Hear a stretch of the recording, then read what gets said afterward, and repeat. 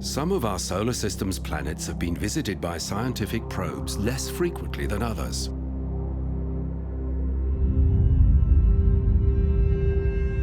The outer gas giants, Uranus and Neptune, are so distant they're hard to reach.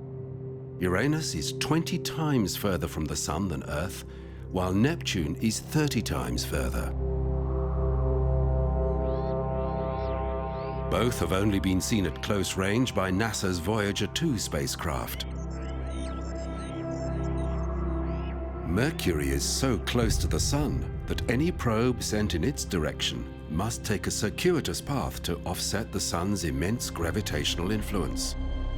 The Mariner 10 probe flew past Mercury in 1973, and the Messenger probe went into orbit around Mercury in 2011.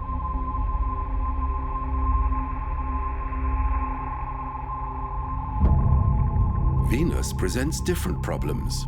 Though it's our closest planetary neighbor and easier for spacecraft to reach, dense cloud hides its features and its surface has hellish conditions.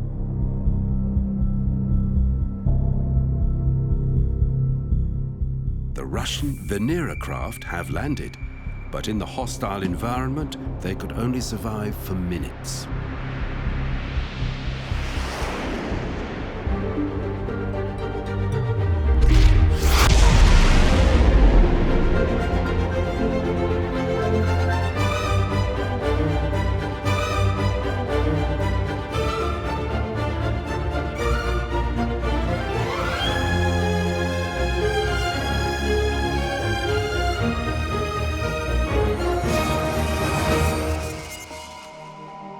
Roughly twice every century, the planet Venus passes between the Earth and the Sun. Called the Transit of Venus, it was closely observed in 1769. Astronomers realized that careful timing of Venus's passage across the face of the Sun would allow them to calculate the distance to the Sun, which in turn would unlock far more accurate methods of navigation.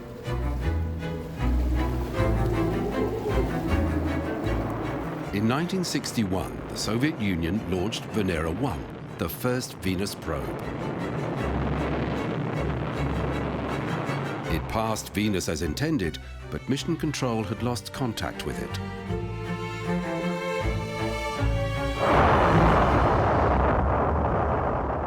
The following year, NASA launched Mariner 1 to Venus.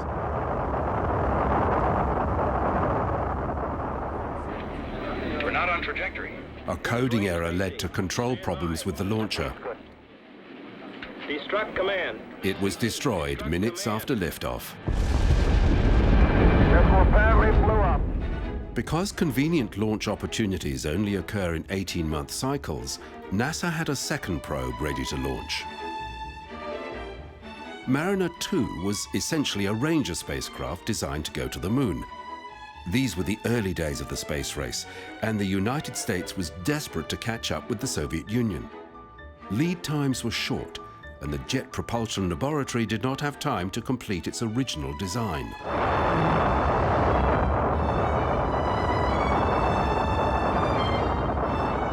In August 1962, Mariner 2 was launched.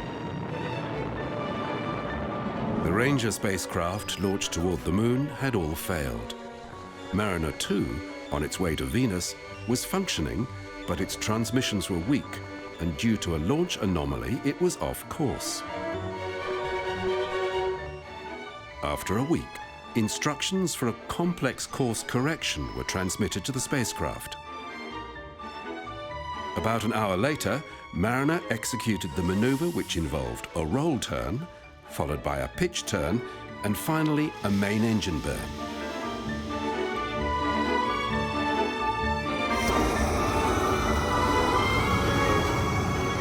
It worked well, but several days later, the craft lost lock on the Sun and the Earth, its two attitude reference points. It corrected itself before ground control could diagnose the problem. Next, the signal strength increased to its normal level, but a short in a solar panel left it low on power. At this time, although both America and the Soviet Union had been sending probes toward the planets, nothing had succeeded. Mariner 2 lost several telemetry sensors and it began to overheat. It continued limping toward Venus, but some of the spacecraft's problems were solving themselves. Mariner 2 was now close enough to the Sun that it could function effectively on just one solar panel. It passed slightly less than 35,000 kilometers above Venus's cloud tops. It could detect no planetary magnetic field, and it recorded temperatures across the planet approaching 500 degrees Kelvin. Clearly, landing on the surface would present problems.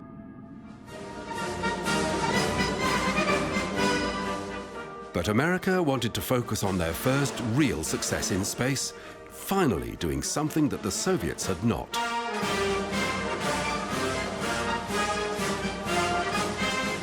Mariner 2 was the first successful interplanetary probe, and in California, the home of JPL, they celebrated.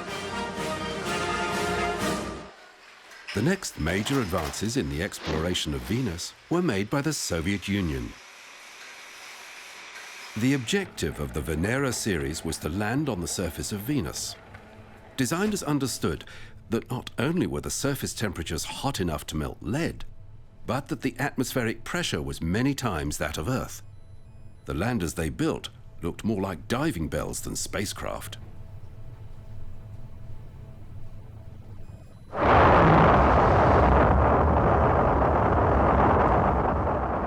In June 1967, Venera 4 was launched. The vehicle consisted of a carrier craft with instruments used during the cruise phase to Venus and a spherical landing module that could communicate independently. After entry into the atmosphere, Venera 4's parachute opened. It sent back data for 93 minutes, but stopped 28 kilometers above the surface. Yet its electronics hadn't been overwhelmed by the heat. It had simply run out of power. Extrapolations from its final measurements showed a surface temperature of 500 degrees Celsius and a pressure of 75 atmospheres, far higher than anyone expected. The Venera program strengthened its landers and fitted smaller parachutes to reduce descent time. Launched in January 1969, Venera 5 and 6 learned more about the chemical makeup of the atmosphere, but neither remained functioning at the surface. The Venera series continued, refining the technology and making incremental improvements to mission duration, adding to the knowledge about Venus.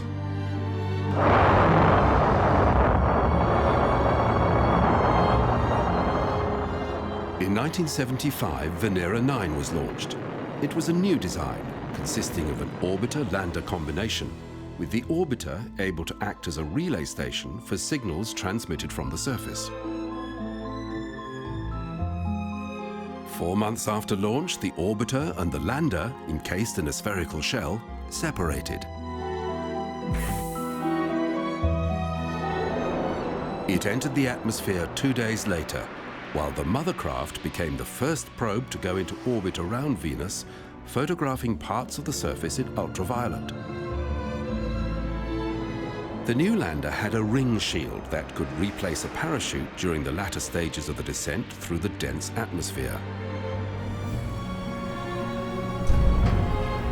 Venera 9 transmitted the first black and white pictures from the surface, though a design fault meant a second camera could not eject its lens cap. 3 days later, and 2,000 kilometers away, a twin craft, Venera 10, landed. It took pictures too, but the same design fault left a lens cap stuck in place. Both landers had been pre-cooled while still in space, and circulating cooling fluid kept the craft operating on the blistering surface for more than an hour. In 1983, 2 more Venera craft arrived at Venus. Equipped with synthetic aperture radar, they made the first serious attempt to map the surface beneath the cloud layer. Over 8 months, they mapped from the North Pole down to 30 degrees north. T-minus 10. 9, 8, 7, 6. NASA had taken a minor role in the early exploration of Venus. But in 1989, the space shuttle Atlantis lifted off carrying the Magellan probe.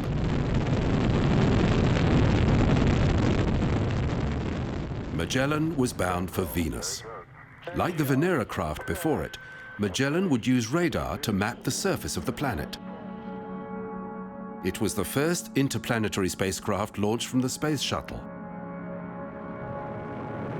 Following a cruise of 15 months, Magellan arrived at Venus and entered an elliptical orbit.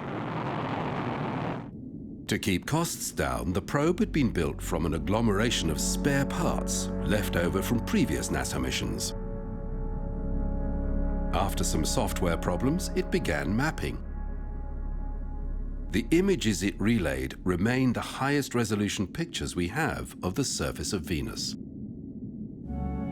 Pictures of low volcanic blisters emerged, and lava channels were evidence of an extremely active surface. The thick atmosphere has prevented all but the largest meteors reaching Venusian ground, and few impact craters were visible. Yet evidence of plate tectonics that sculpts the Earth's surface was not obvious. After mapping Venus, Magellan changed its orbit and plotted the planet's gravitational anomalies. On Venus, localized changes in gravity correspond to surface features. On Earth, this is not the case. A new naked picture of Venus emerged. The surface appears to have been completely remade around 500 million years ago.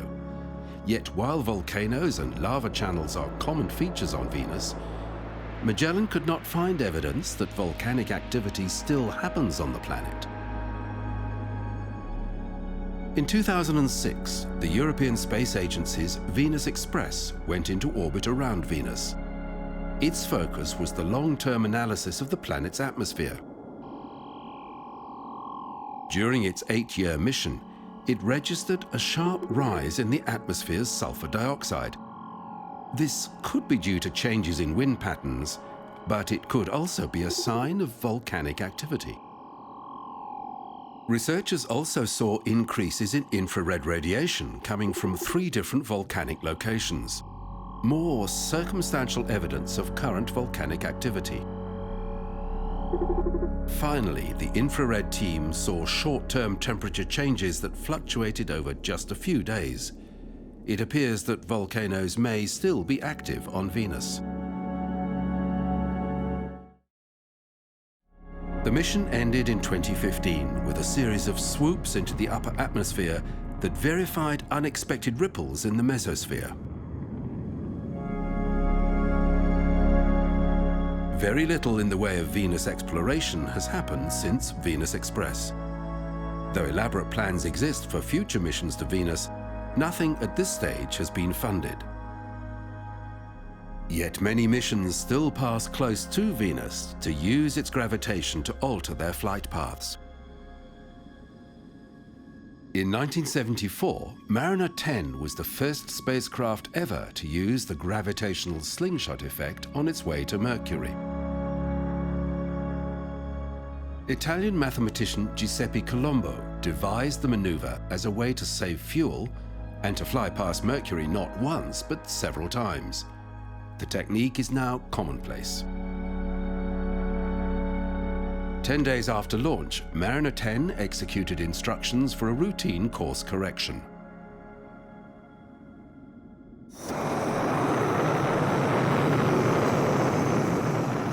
This appeared to go well, but after the burn, when the craft attempted to reorient itself, there was a problem.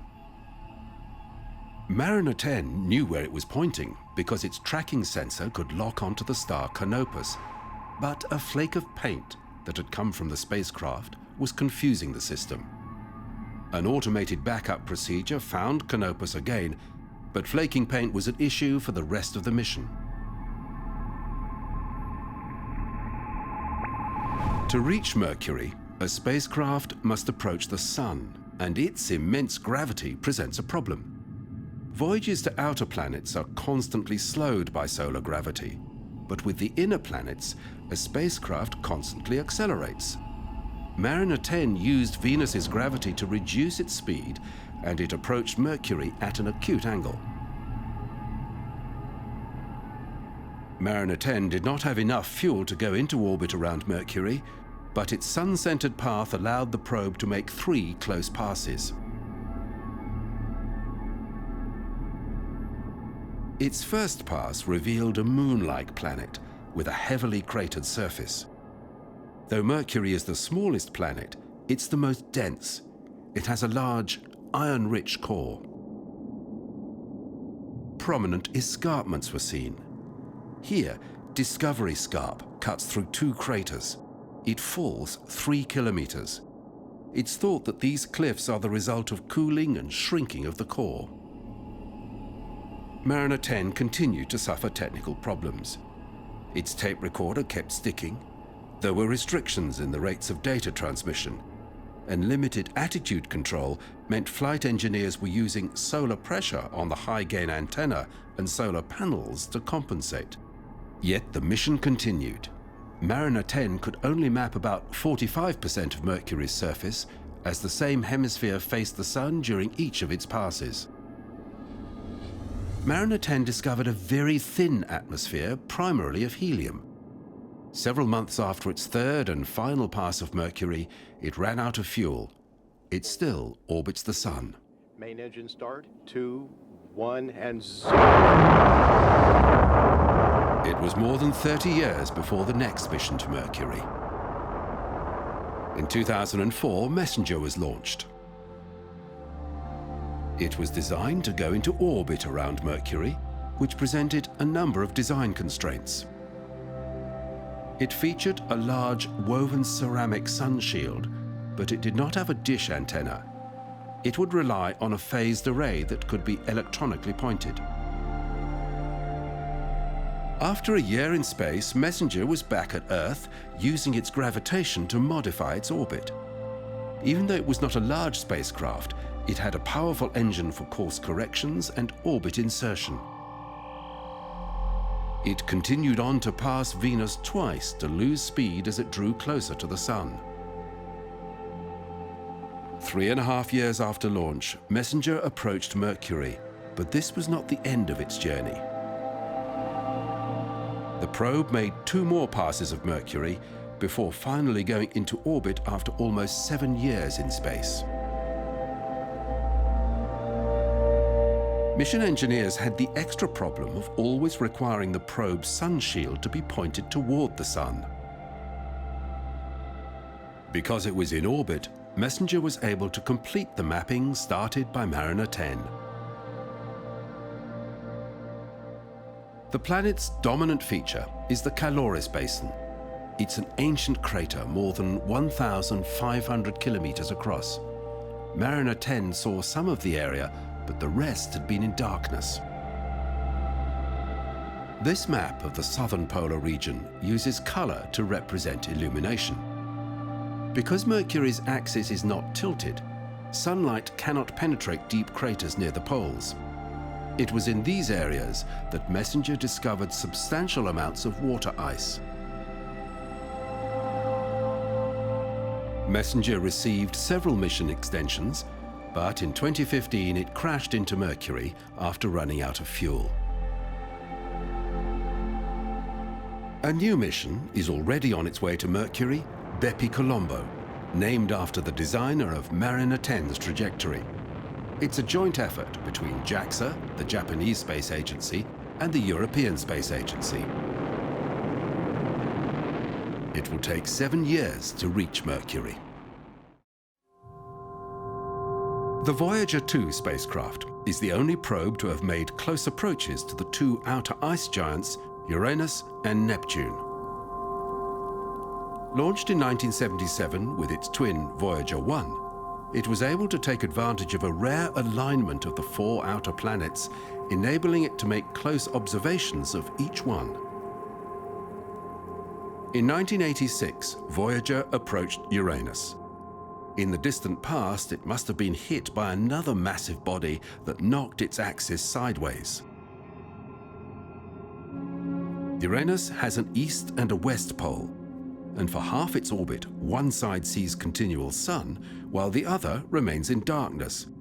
It has rings which follow its north-south equator. Voyager 2 discovered 11 new moons and a misaligned magnetic field. Images that the Voyager captured showed Uranus as a bland, featureless planet, but this was because of its particular season. With images from the Hubble Space Telescope, we now know that at certain times clouds and planetary weather appear in the atmosphere.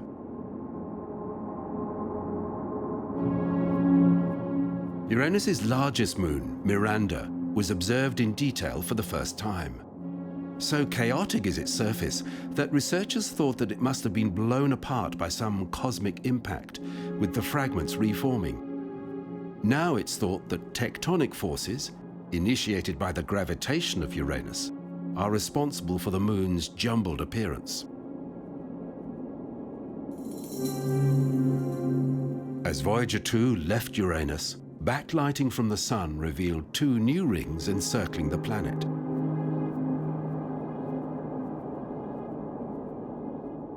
The spacecraft was now heading toward Neptune, the solar system's last planet.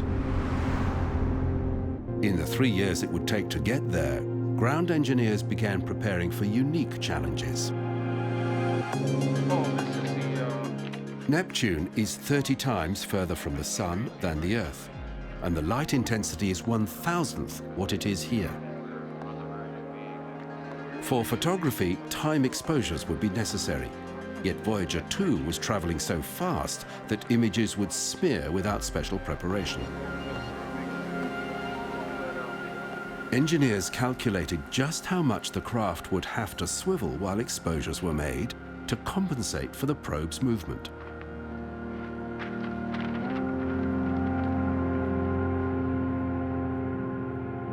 In June 1989, Voyager 2 began returning distant images of Neptune. Across the world, people had realized that the data sent back to Earth by this spacecraft was transforming our understanding of the solar system.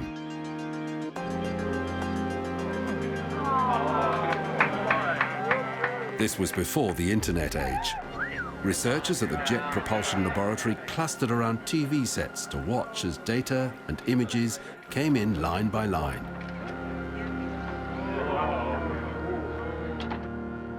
Neptune is a more conventional planet than Uranus. Its axial tilt is 30 degrees, and it revolves in the same direction as Earth. While Neptune is slightly heavier than its fellow ice giant Uranus, it has a slightly smaller diameter. And, though it is further from the Sun than its neighbor, Neptune emits more heat than Uranus. The planet has an internal heat source that drives more dynamic weather patterns. Voyager 2 measured wind speeds at Neptune in excess of 2,000 kilometers per hour, the fastest in the solar system. There were cirrus clouds in the atmosphere, and the probe recorded pictures of a great dark spot, similar to Jupiter's Great Red Spot. It was an anticyclone in the southern hemisphere, as large as the Earth. In 1994, when Hubble tried to find the same feature, it had disappeared, but a new dark spot was forming in the northern hemisphere. Voyager 2's last observations within the solar system were of Neptune's largest moon, Triton. Unlike all other moons in the solar system, Triton has a retrograde orbit, indicating that it was not formed at the same time as the planet, but that it had been captured. As Voyager 2 moved beyond the planets, its cameras were switched off to save power. Both Voyagers continue away from the solar system, measuring the influence of the solar wind. This remains the only mission to the ice giants. On January the 19th, 2006, an Atlas V was launched.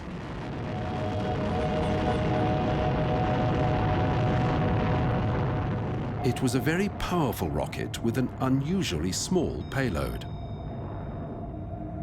New Horizons left Earth orbit faster than any other probe. It was headed for the Kuiper belt at the outer edge of the solar system, in particular Pluto.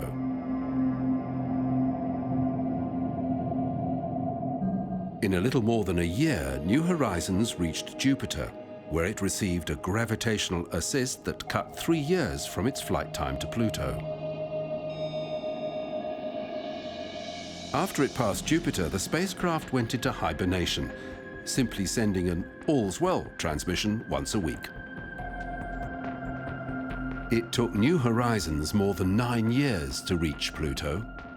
Since it had departed, Pluto had lost its status as a planet. With the discovery of more objects of similar size in the Kuiper belt, it was decided that to be a planet, a body had to clear its orbit.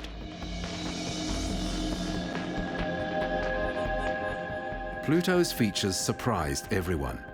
Here was a living planet shaped by tectonic forces, but instead of rock, the mountains were made of ice and frozen methane. And Pluto has a thin atmosphere, mainly of nitrogen. The probe continued on over Charon, Pluto's largest moon. Its icy surface has deep canyons, and some evidence suggests that it has ice volcanoes. Charon is about half the size of Pluto, and the two orbit each other. From Pluto, Charon would appear motionless in the sky. As the New Horizons probe sped away from Pluto into deep space, it began the slow process of transmitting its recorded data back to the Earth. At these distances, it takes signals 4.5 hours to reach Earth, with data coming in at 1 kilobit per second. It took 469 days for all the Pluto information to be received back on Earth. Early in 2019, New Horizons passed trans-Neptunian object Ultima Thule, and with a mission extension, it continues exploring the outer reaches of the solar system.